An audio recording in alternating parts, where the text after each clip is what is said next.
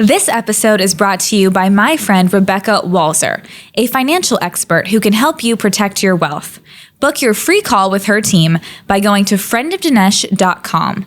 That's friendofdinesh.com. Hey everyone, I'm Danielle D'Souza Gill, and I will be hosting Dinesh's podcast while he is away this week on vacation for his anniversary. If you're a regular Dinesh D'Souza listener, then you might have heard me before, since I am the only person who substitutes for him while he's gone. I regularly host a show on Epic Times called Counterculture, and I absolutely love doing it, but it's always a special treat for me when I get to join you guys on this podcast as well. The best way you can find me and more about me is to follow me on Facebook, Instagram, Truth Social, Twitter, all the places, Rumble. I'm at Danielle D'Souza Gill, and that's where you can find my content, my videos, thoughts, everything. But we have a lot of content to get to today. So today we're going to be talking about what we've been talking about all week and what everyone seems to be talking about, which is the Trump arrest. But before we go deeper into that today, we are going to talk to Mike Cernovich, a filmmaker, journalist, and commentator. We're going to speak with him all about this. We're going to talk to him about the Trump versus DeSantis feud, whether or not DeSantis is missing the moment during this critical time. But before we even speak to Mike Cernovich, we are also going to discuss the news that reparations may be given to Blacks in California. Stay tuned. This is the Dinesh D'Souza podcast. Just when you thought it couldn't get any better, Mike Lindell and MyPillow are launching My Mattress Topper 2.0. Their new 3-inch MyPillow mattress topper is made up of 3 unique layers. Layer 1 is the MyPillow patented foam, which provides superior support and durability. Layer 2 is the transitional foam, which provides optimal comfort, evenly distributes body weight, and helps relieve pressure points. Layer 3 is the cover made from a special material to keep your body temperature regulated throughout the night. This MyPillow mattress topper is washable and dryable. It's made in the USA and comes with a 10-year warranty and a 60-day money-back guarantee. This incredible 3-inch mattress topper is as low as $219.59 with promo code Dinesh. So call 1-800-876-0227. Again, that number is 1-800-876-0227, or just go to mypillow.com. But either way, don't forget to use the promo code DINESH Dinesh.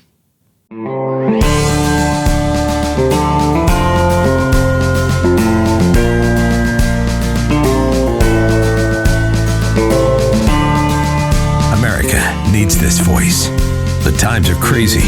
In a time of confusion, division, and lies, we need a brave voice of reason, understanding, and truth.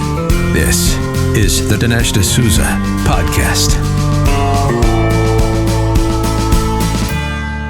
During his now infamous trial, January 6 defendant Jacob Chansley, aka the Q Shaman, faced some very hefty sentences.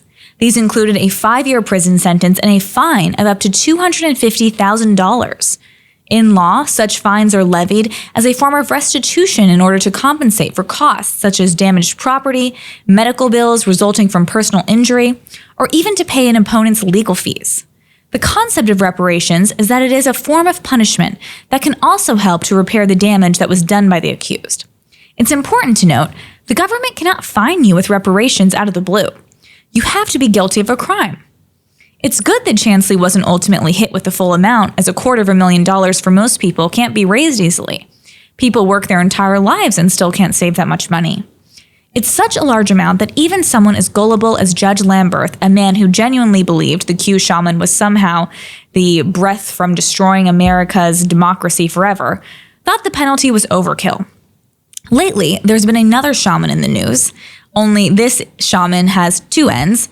Shaman Walton is a member of the San Francisco Board of Supervisors, a body which voted unanimously last Wednesday to approve a plan to give $5 million to every eligible Black resident as part of the city's plan to make reparations for slavery.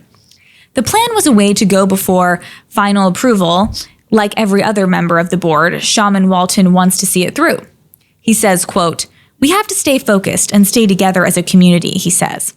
Because now it is 100% more prevalent that we cannot be separated or divided. Let's stay the course. Because a $5 million payday for me is almost here, It might be pertinent to point out that Shaman Walton himself is Black. And something also tells me he will be included among those deemed eligible for the payout. So you can see why his most pressing concern at this point is to encourage everyone to keep their eyes on the prize. His prize, specifically. He told his fellow supervisors, quote, "Let's not lose focus, because when we receive the final report, we have to actually resource the path forward."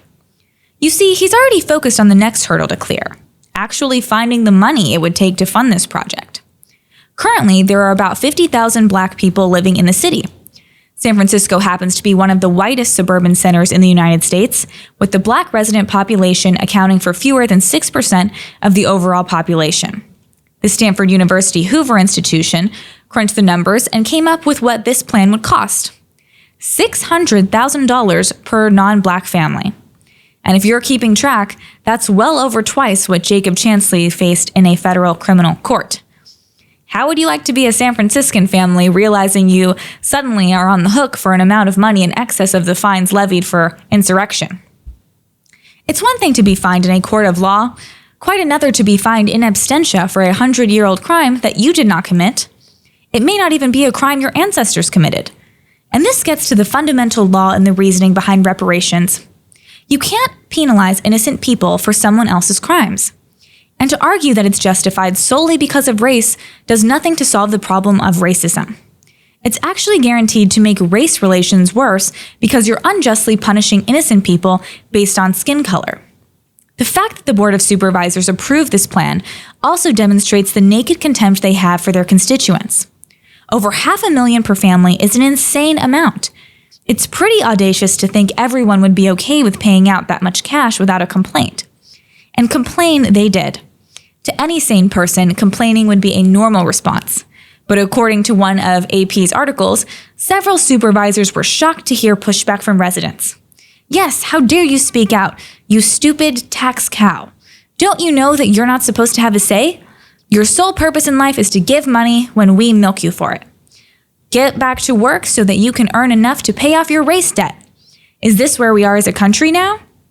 Because that kind of dismissive and exploitative attitude sounds a lot more like the words of a slave owner than anything anyone on the right is saying. I would like to remind the San Francisco Board of Supervisors that their residents are human people.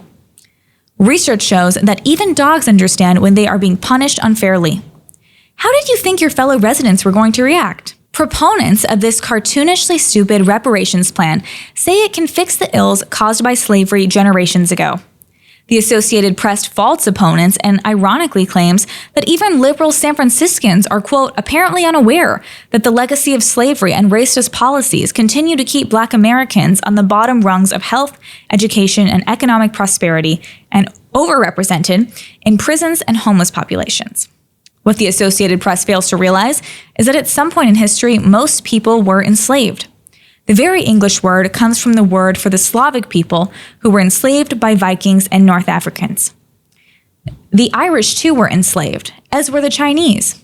One of the driving forces behind the Crusades was to rescue European Christians enslaved by Muslims. None of these people are asking for reparations, nor is anyone in America demanding reparations from African nations who started the African slave trade in the first place. Of course not. Those nations aren't as rich as San Francisco.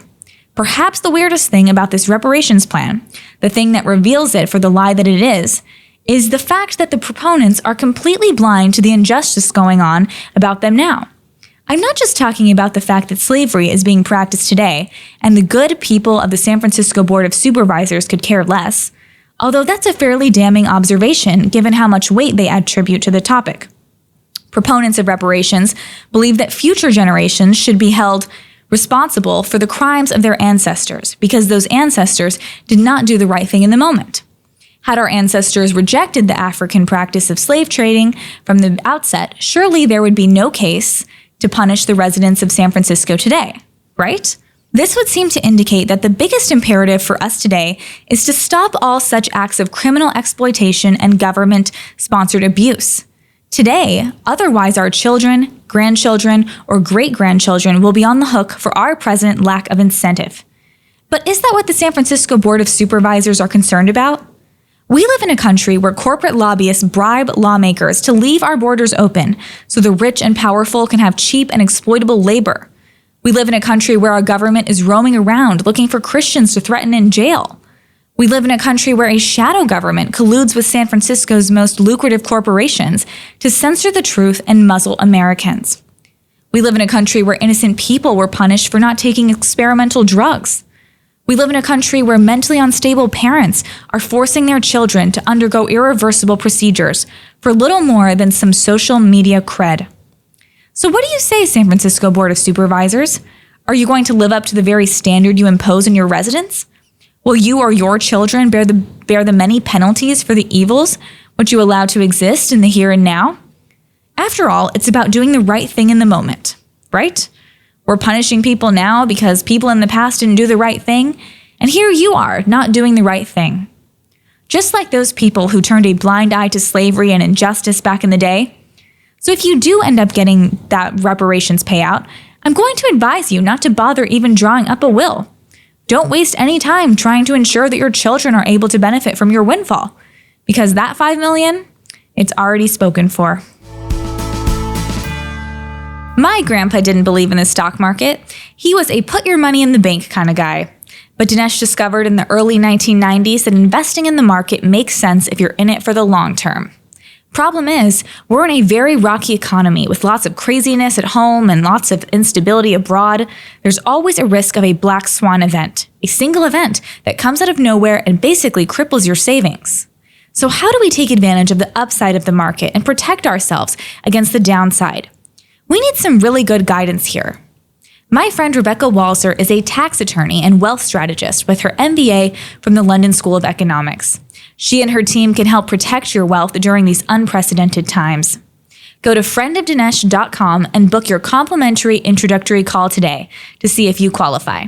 Again, that's friendofdinesh.com. I am delighted to welcome our guest today, Mike Cernovich. He's a filmmaker, journalist, commentator on a wide range of topics. He produced the documentary called Hoaxed, Everything They Told You Is a Lie. Mike's one of my favorite Twitter followers, so make sure to find him on Twitter. You can also subscribe to his Substack. Mike, thanks for joining us. Always a pleasure. Thank you.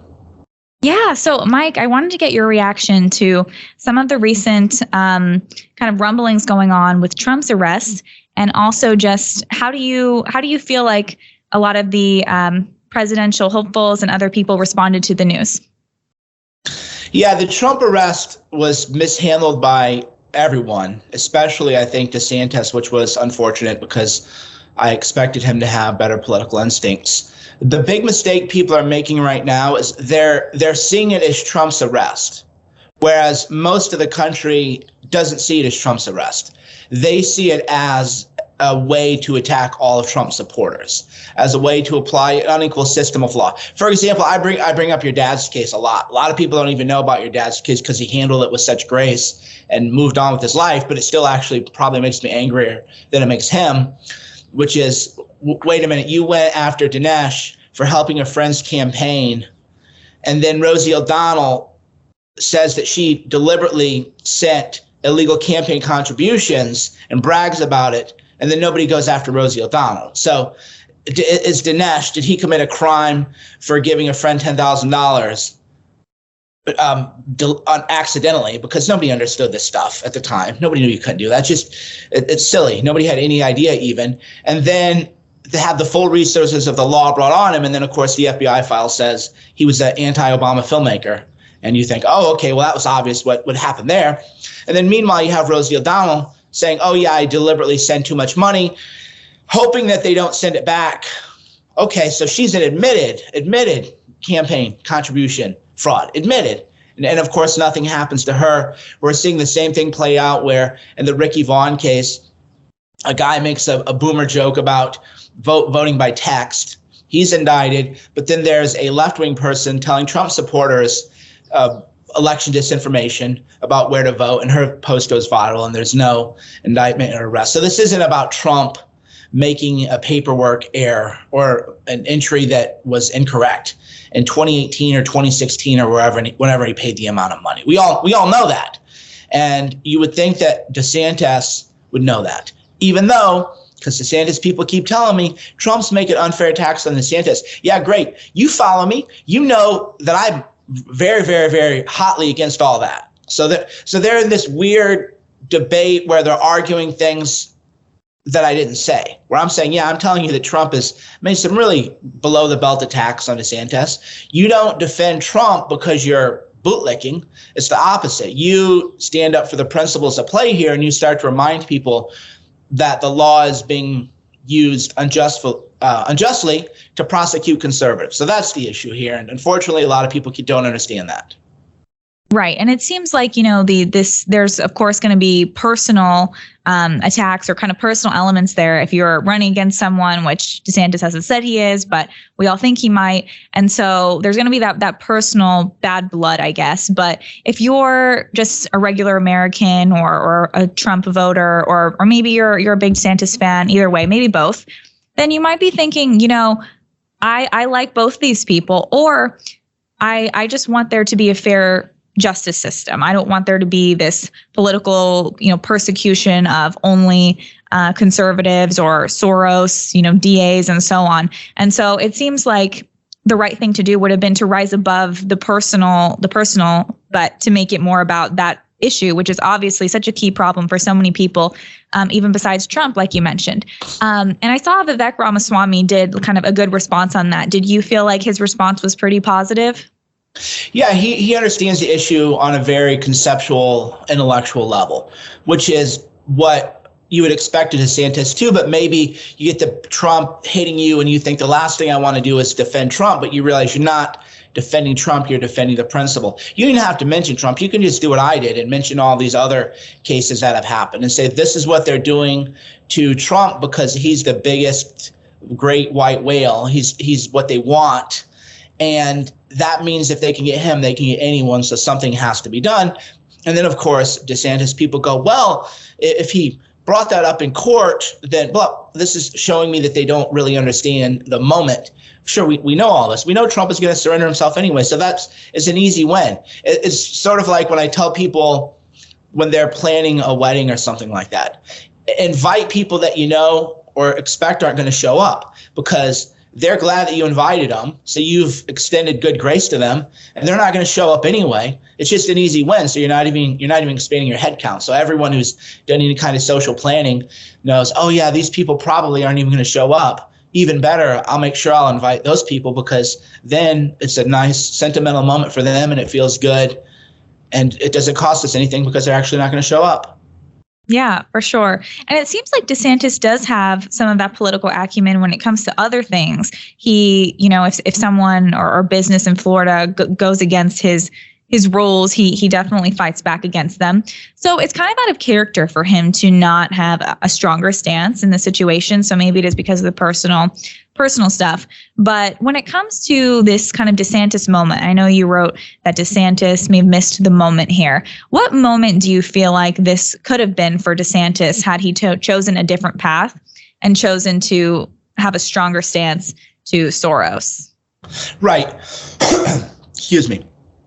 If I'm DeSantis and I'm writing his speech or giving him the speech, if you read the whole speech, everything's good until the last paragraph where where he says, I'm not going to get involved. This is a sideshow. This is a circus. I have more important issues. You cut that off because if you know anything about media editing or you've done films, you know that everything you say can be clipped. So whenever you're talking, you think, oh, could this be clipped? It's even gotten to the point now where I used to spell out words because people were making fake audio of me. So I wouldn't even say certain words without spelling them out, or I'd cover my mouth. That way there was no video. Now with deep fakes, they can make up anything. But that has to be your mindset is you think, if I'm giving this speech, what's going to get clipped? Well, the last paragraph is what's clipped. And then, of course, DeSantis's people are upset because they go, look at what else you said, which was really great. Sure. But have you done video editing? Go work on films and then find out how stuff is going to get clipped. So you don't want to be seen as the person calling unlawful prosecutions a sideshow, that it doesn't matter, because it does matter. So all he had to do was say the first part. And then what would happen is the media would say, so you're, because they're such liars. Oh, so you're saying you're not going to extradite, and they're going to make it this whole huge brouhaha. And now you're DeSantis, you're now in the arena, but you're not against Trump, you're against the Soros DA. And then it's you versus the Soros DA. And then you go, what are you talking about? I haven't said anything about any of that extradition. And now you're involved in the most significant national story.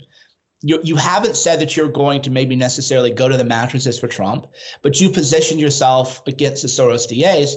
And by the way, you know who would really have hated it if DeSantis had done that? Trump. Trump would have been so mad, because then DeSantis would have elevated himself to the top of the food chain in that whole conversation. And that was the missed moment. Right. And it seems like a lot of politicians outside of Trump don't really think this way. They don't think in this kind of more maybe just smarter way to approach politics, but they kind of want to do things how it's always been done. And maybe a lot of his advisors, maybe donors or people are telling him, hey, stay away from anything related to Trump, stay away from this issue, swing towards the center, I guess. What would be kind of your reaction to that type of advice to him? My advice that I've been telling them is, and then it's funny to be called old, is you're pretending like 2015 didn't happen. DeSantis is going to run on policy, sure. So did Ted Cruz, man. So did Paul Ryan. Paul Ryan got whooped. Republicans got whooped twice by Obama. Before anybody could say voter fraud or any other narrative around 2020, Republicans got whooped bad. So you can't come at me with arguments that were settled in 2015, which is that media matters. Your white papers don't persuade anyone. White papers don't win votes. You do have to have a force of personality. You do have to have a certain element of showmanship and charisma. And the way I explain this to people is, because I got so traumatized by people harassing me over everything Trump did for 4 years. You probably remember that. Oh, can you believe what Trump did? Now with Biden, I asked my in-laws and everything. I go, oh, hey, have you heard this? You see this video, this person getting beat up? Aren't you glad you voted for Biden? And they're all like, I didn't vote for that. And I was like, oh, no. You don't get this. Oh, you did. Because when I voted for Trump and supported Trump, I'd hear about every tweet that he ever said. Tweets, by the way, which don't even mean anything. So the truth is that the people who voted for Biden don't support his policies. It's far left extremism. They don't support his policies. But they voted for the man, he's a nice guy, he's moderate, blah, blah, blah. Personality matters way more than policy. This was shown in 2015, 2016. It was shown in the last election where people thought, well, maybe the country will calm down if we capitulate and vote for Biden. He's such a moderate, even though that's politically ignorant. Biden's always been a psychopath. They apparently never saw the Clarence Thomas confirmation hearings. He's a complete lowlife. But the media was able to cultivate that image of him as a sober Uncle Joe Biden versus the true madman that he is, of course, with the Ashley Biden diary that most of us didn't even think was real because it was so appalling. That was confirmed in court multiple times, which is another point about selective prosecution. The Ashley Biden diary, very disturbing, not covered by the media. The people who found the Ashley Biden diary, abandoned property, were federally prosecuted, in fact, and pled guilty. So if you leave a diary at my house and it's abandoned property and I hand it over to a journalistic outlet, that's transportation of stolen property. And then that's what the government is focused on. That's what happened. A lot of people didn't notice when that happened. So the Ashley Biden diary has been confirmed twice, once by the federal prosecution, unjust malicious prosecution, and then just yesterday or the day before by that special master finding. But the media was able to manipulate that image. And that's what DeSantis is missing. You have to worry about messaging. Arguing policy isn't going to cut it on a national election. Dinesh and Debbie started eating better this year and are on the road to losing some weight. But one of the foods they can't seem to eat enough of, and it's a requirement, are veggies. What better way to get all of your fruits and veggies than by taking Balance of Nature? Sourced from 31 whole fruits and vegetables, you'll get maximum nutrition with their star product, fruits and veggies in a capsule. They not only look better, but we feel better too, with lots of added energy that Balance of Nature gives them. Start your journey to better health right now. Take advantage of their New Year's offer and get $25 off plus free fiber and spice with your first preferred order of fruits and veggies when you use discount code AMERICA. This offer can end at any time, so call 1-800-246-8751. That's 1-800-246-8751. Or go to balanceofnature.com and use discount code AMERICA. What are your thoughts on, so you're talking about kind of this personality, this charisma, on how the media is typically always against Trump, at least the left-wing media. And they're against DeSantis, but, not as much. Kind of depends on where Trump is. Maybe they want to benefit from pitting Trump against DeSantis, but pretty much DeSantis gets more positive mainstream media coverage than Trump. So would that be because he doesn't have as much of that personality? Or do you think it's because of his political views? Why do you feel like Trump is going to be the one who's vilified first? Well, because DeSantis hasn't fully run nationally. Remember, DeSantis was killing grandma. 60 Minutes did that special on him claiming that he was giving the vaccine to a politically powerful donor. And even Democrats, because Democrats wanted everybody vaccinated, were hyperventilating over that lie by 60 Minutes because they're going, oh, great. DeSantis was getting people to the most popular market for distribution of the vaccine. And now you're saying that it's fake or corrupt or something. Good job. So it was weird. Even Democrats were saying this is too far and it's probably going to torpedo their mass vaccination plan. So a lot of it is that he's just not on the national stage. But I don't know if you caught this last week, I think, early this week or maybe last week, there's now a person claiming that DeSantis watched him be tortured at Guantanamo Bay. So this stuff is going to come up. It'll be the once he announces for a national election, the smear machine will come on. Remember, Mitt Romney was treated pretty decently when he was a state figure as a governor, and then even as a senator now, he's treated well.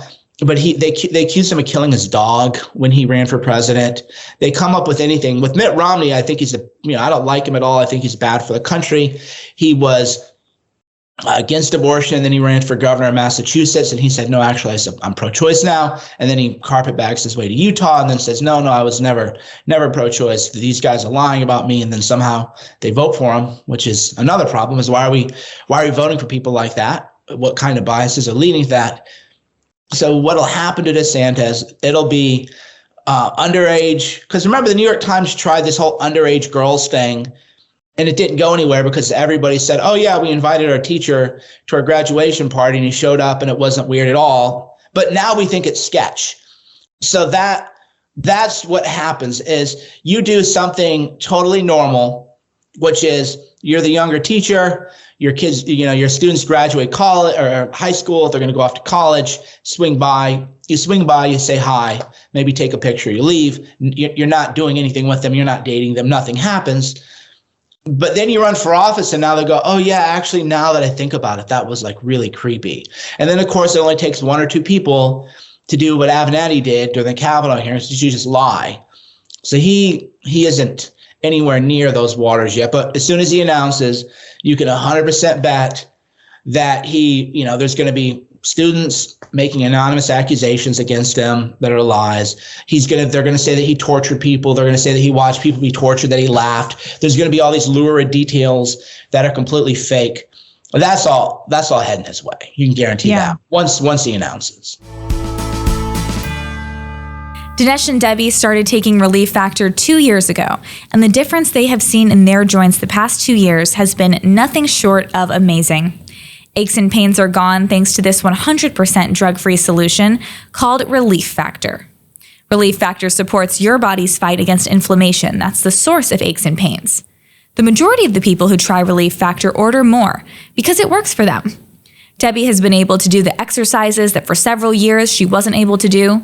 It's been a game changer for her, her aunt, other members of her family, and for many other people. You too can benefit. Try it for yourself by ordering the 3-week quick start for the discounted price of only $19.95. Go to relieffactor.com or call the new number 1-800-4RELIEF to find out more about this offer. That's relieffactor.com or call 1-800-4RELIEF. Feel the difference. I think Trump truths something like this, saying, hey, DeSantis, you haven't experienced kind of this, I don't know the exact words, but basically saying like, you may experience this in the future, like what I'm experiencing now, this like persecution or the media coming after you and so on. Do you think this one-sided political persecution using our justice system is something that a lot of people care about who aren't, super conservative people? Because some people say, Trump has more of like the right-wing base, but DeSantis could win because he's going to get all these other center people and all this. I'm concerned though, because I kind of feel like our country is so divided that I'm not really sure how many people that would be in that kind of center part that might be the people who DeSantis would win over. And if he's kind of giving up a lot of the more of the base who might care about these kind of issues, like how do you think that would play out? My case for DeSantis is he does not drive out Democrat turnout the way Trump does. So Trump drives out Republican voter turnout in a way that no one has ever seen, and he also drives out Democrat voter turnout in a way that no one has ever seen. If you look at the Florida election, Democrat turnout was kind of abysmal. So if DeSantis were somehow able to run in the general, then it wouldn't be a gimme election for him, but Democrats would be much less interested in coming out to vote en masse for him. So it would be better for the Republican House. It'd be better for Republican Senate if DeSantis were running in the general, not because he would turn out the Trump level numbers, but because he wouldn't turn out the Trump level Democrat numbers. And that's what I think a lot of people who argue against DeSantis maybe and say, but Trump can bring out these low propensity voters, which I've said for years, sure he can. He's also the greatest vote turnout person that Democrats have ever seen in their lives. Interesting. Yeah. I don't know. It's hard because I feel like the Democrats have a little bit more of this mail-in ballot machine since COVID now. So I'm worried that their turnout wouldn't necessarily go down. Like if our turnout goes down, I don't know how much their turnout would go down. And I feel like we have to just like meet them in terms of turnout. But I mean, for sure, I'm sure that a lot of the media, because of the way they painted Trump too, would get more people to turn out on their side, like in person too. But if they paint DeSantis as like another Trump and the same vilification, like you were saying, I'm just like concerned that would lead to a situation where then they just have a lot of turnout and then we don't if our side isn't as excited. Yeah, the issue is it won't work for what they're going to do to DeSantis. It just isn't going to work. That's why even towards the end of Trump's presidency, the attacks didn't work as well as they used to, because you'd heard everything. And at some point, you're just not buying it. In terms of the Democrat ballot harvesting machine, that works. And that will be more effective than ever, but that's still limited to, again, a lot of the urban areas. So we've kind of seen it, Atlanta, Wisconsin, which is, Georgia you have to fight for. But Kemp won Georgia massively. That we had a midterm election. Kemp was able to win. There was, I believe she was a treasurer in Arizona. She was able to win. There are people who are able to win elections who aren't able to be presented so divisively, I guess. Because, DeSantis will be divisive. Everybody who runs is divisive. Mitt Romney killed his dog, right? Let's admit that they're going to try to make him look like this awful person. But he's also not giving him anything. So the thing that, even though it shouldn't matter, and it does, though. And I think that's one of the reasons I come to conclusions other people maybe don't, is I think this is stupid. And I don't think it should matter, but it does. It matters that when you supported Trump, you never knew what you were going to wake up to. Another tweet, another comment, another this, another that. There's a certain amount of fatigue that drives away people from supporting him. And with DeSantis, you know what you're going to get. You know that if you wake up tomorrow, there's not going to be some tweet that could be twisted in an awful way, or that might on its face look bad. And then, because remember, Trump would say things that sounded pretty not good. And then it would be 2 or 3 days of him explaining why it wasn't really what you thought it was or what it read as. With DeSantis, you're not going to get that. So he's not giving them more material. You can always dig stuff up about a person's past. But Sure. if you're presenting an image that's incongruent with who he is now, nobody's going to believe it. You're going to say, "Oh, so DeSantis was like some weird groomer," and nobody's going to. No, I don't think it would be that. It would be more that he's not really doing as much on kind of this issue now with the political persecution, or maybe is kind of falling into almost what Trump has accused DeSantis of. He's truth that, DeSantis, you're a Paul Ryan, you're this, you're that, and so he's kind of playing into that almost, as opposed to some people claimed that DeSantis is Trump just without the baggage. So a little bit of maybe what you were saying, where he's not going to tweet something that makes you uncomfortable. But I don't really feel like he is Trump without the baggage. I think he is actually different. He's a different kind of politician, and he may have different views on things, I think, honestly. So it's not that you're getting Trump without the baggage, in my opinion. But what do you think? I wouldn't call him Trump without the baggage. I would call him somebody who's interested in governing and using his power.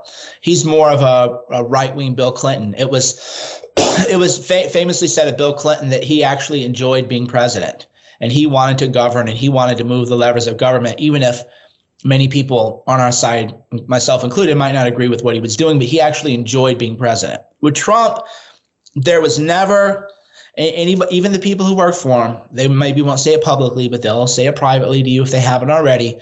He didn't go in and say, "Wow, this is interesting. It's time. Let's get to work. How do I do things?" He never really had this interest. He was still running. When he was president, he was still acting as if he was still running, that everything was done via media, everything was done via Twitter. When you have to do policy procedure, you have to know how the bureaucracy works. You have to know where the levers are. So one great example of DeSantis is he said there's this there's this college in Florida. They're not really doing anything. It's some far left-wing weirdo thing. Well, we have the building. They have a budget. Why don't we just put Christian Rufo and a bunch of people in there and try to make a new college? And okay, brilliant, right? Brilliant. That's DeSantis getting into the weeds, going in. Why aren't we doing this? So you could imagine DeSantis day one as president saying, "Okay, how can I fire everybody that is bad?" And people would go, "Well, there's going to be problems." And he would say, "Well, because sure, there's going to be problems. There's always going to be problems. But give me some memos. Let me figure this out. How do I hire people who are actually good? Well, let's figure that one out. How do I enact legislation? Well, he's done that as governor. He's actually done that. Here's how you have to deal with it. Here's the decision makers. Here's the way you have to broker deals." That's DeSantis. Is he actually wants to be president because he wants to govern, and he's willing to get into the weeds on these issues. Yeah. I mean, I love those things as well. And I love those examples. He's done so many amazing things in Florida. Has really used his office to do a lot of action items. And he usually goes back to mentioning that his record. But I guess I'm just wondering if when things get difficult, or when he's kind of in this situation, it seems like it's like a little bit disappointing, because I would have liked to see DeSantis do more of what you said, where he would kind of be presidential in this moment and look past it and focus on the action and on what people care about. I still really love both people. Do you think there's ever a chance that they're going to reconcile this feud, or maybe run together? Impossible to say, right? Ted Cruz and Trump got over it, buried the hatchet. Anything is possible, right? A lot of people see it as it's just politics, and Kamala Harris became Biden's vice president after Kamala Harris had called him a white supremacist, racist, borderline neo-Nazi during the debates. And then when asked, "Well, how do you support Biden now?" "Well, it was debate." And then, of course, their cackle. "That was a debate." Cackle, cackle. Anything is possible. I don't think so, though. I think that Trump is going to want somebody like Kari Lake, especially because identity politics has really infiltrated the Republican Party in a lot of ways. So, for example, there's a lot of people, "Oh, we're excited about Nikki Haley." And then Nikki Haley's tweeting out, "They're not ready for me. I'm a woman, immigrant, this, that." It's like, okay, so your policies are terrible and you can't defend. You're Mike Pompeo, right? You're utterly indistinguishable from Mike Pompeo. But there's some element within the Republican Party that wants to play into the identity politics aspect. And then that would be able to say, "Look, we got Kari Lake. She's popular. She comes from a swing state, even though with that last election, you might want to wonder what that would do with Arizona. So I would find it hard to believe if DeSantis were Trump's VP. And I don't know that DeSantis would want to run as Trump's VP, because if he's not in charge of the campaign, he thinks that there's probably a greater chance of him losing. DeSantis would want to govern. Two bulls, one pasture, right? It rarely works. Yeah. Do you think that Trump has a greater chance of choosing Carrie Lake or Kristi Noem? Right. That's what I mean by the identity politics aspect. Could be either. If he had to pick one, that he's going to go back and forth, and everybody's already lobbying for him hard on what he should do. So, right. But that's the thinking. It is probably most likely going to be one of them. And what about DeSantis? Who do you think he would choose if he were running? That's another great one. I don't think he's caught up in having to check boxes necessarily. He's not really concerned about that. But that would be another. He would do what he would do is he would do it the way you're supposed to do it, which is I want somebody extremely popular from a swing state. So if I'm DeSantis, Kemp wouldn't do it, but I would say I want Kemp, even though Trump's base might hate that. And I'm not saying Kemp specifically, but I'm saying that's how you want to think. Who's a Republican who outperformed Trump in a swing state or in a close state? That's who you want as your running mate, because that's how you shore up the electoral college. That's how you have to think. Well, how can we shore up the electoral college? Who actually won an election in a state that Trump lost or that Trump might lose? And then that's who you want as your running mate. You don't think who's going to be great for the media or who's going to impress people on social media. You want to think about the electoral college and how you're going to get a state. Interesting. Yeah. Wow. Well, Mike, thank you so much for these thoughts. This has really been fascinating. I'm curious to see how this all plays out. And hopefully in the process, I want both of them to do well, and I don't want things to end badly. So hopefully they, both have good careers ahead of them. But thank you, Mike. My pleasure. Thank you. Dinesh and Debbie gained weight, not telling you how much, just too much during COVID, and decided it was time to drop some pounds. They started the PhD weight loss and nutrition program 6 weeks ago. Debbie has already lost more than 8 pounds, and Dinesh is down 16. The program is based on science and nutrition. No injections, no pills, no hours in the gym, no severe calorie restriction, just good, sound, scientifically proven nutrition. It's so simple. They make it easy by providing 80% of your food at no additional cost. They tell you when and what to eat. And guess what? You can do this without ever being hungry. The founder, Dr. Ashley Lucas, has her PhD in chronic disease and sports nutrition and is a registered dietitian. She helps people lose weight, get healthy, and most importantly, maintain that weight loss for life. If you're ready to lose that excess weight for the last time, call PhD Weight Loss and Nutrition at 864-644-1900 or find them online at myphdweightloss.com. That number again is 864-644-1900. Well, that wraps up today's show. Make sure to follow me on social media if you like today's episode.